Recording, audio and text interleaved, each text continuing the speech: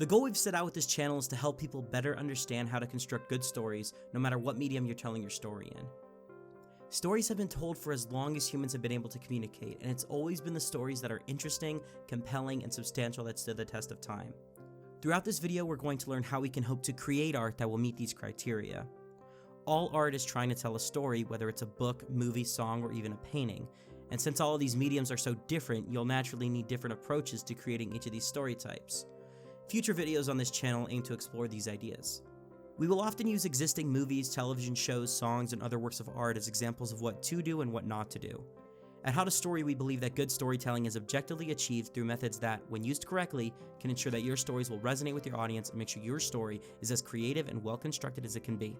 When developing a story, one must ask 3 questions in regard to every important part of the story that they are considering. These questions are, is it interesting, is it compelling, and is it substantial? During the development stage of a story, we as storytellers are often tasked with creating the setting, plot, and characters. These are the 3 most important parts of a story. And if you can answer yes to all 3 questions regarding all 3 of these parts of the story, you can be fairly sure that your story will be good.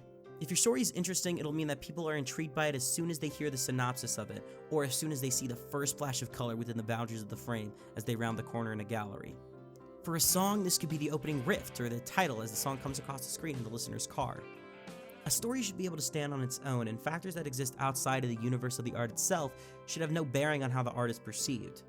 If the audience can't figure out what the storyteller is trying to show through their art alone, the art's missing something.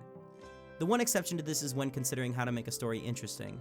Although they say you shouldn't judge a book by its cover, it's often what people do.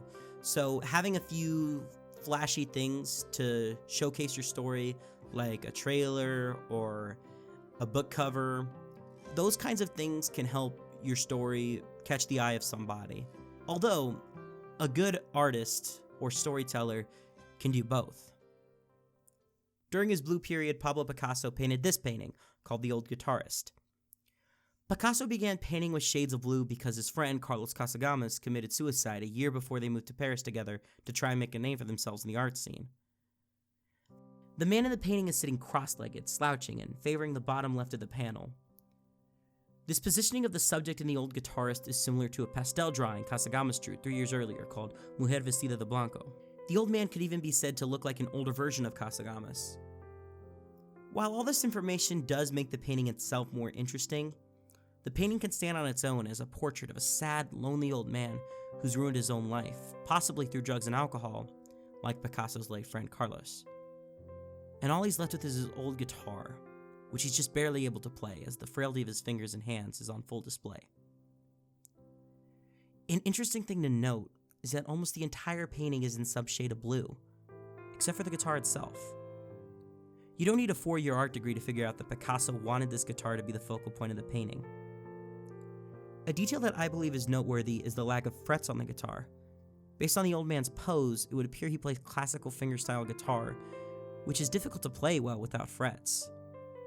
The guitar seems to have so little detail overall compared to the rest of the parts of the painting. Perhaps this serves to make the guitar stand out more?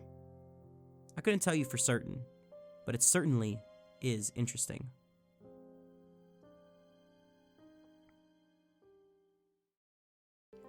When a story is compelling, the audience feels invested in the story, and they don't want to stop following the progression of the story until the conclusion is reached. There are multiple ways to make a story compelling. Great writing can make a television show like The Office compelling through frequent jokes, outlandish situations, and eccentric characters.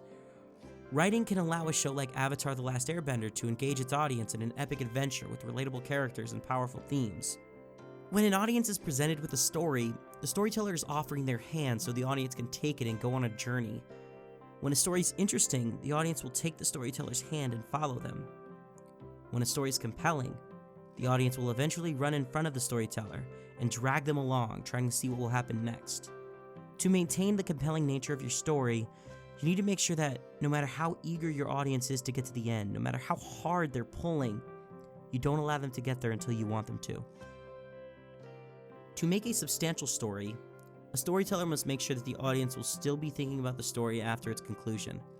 This is achieved by writing the story with a purpose in mind. This purpose can manifest in a lot of ways. In the film Hardcore Henry, the purpose was to have amazing action showcases to keep the audience enthralled in the story, while also inspiring other stunt coordinators to have more elaborate and enchanting action sequences. If we wanted to look for the substance in the original Sam Raimi Spider-Man movie, we needn't look any further than the main theme of the film. With great power comes great responsibility.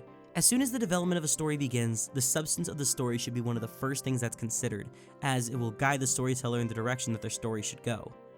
If a character goes against the lesson that's taught in the story during the first or second act, they better pay for it before the climax hits.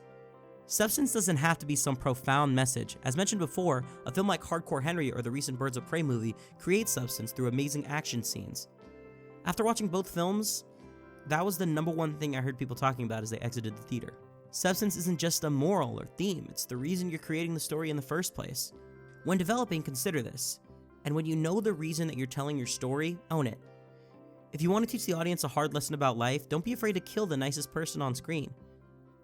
If you just want to have cool action scenes, put a lot of them in the film and make them awesome. If you want the audience to have a mindless good time, make them watch fucking supercars skydiving out of a cargo plane. If you know what you want out of your story, the audience should also know. They'll enjoy it more. So there you have it. When you're developing your next story, whether it be a song, movie, book, or drawing, consider plot, setting, and characters, and ask yourself if each part is interesting, compelling, and substantial. As long as you follow these basic guidelines, every story you produce will be objectively good.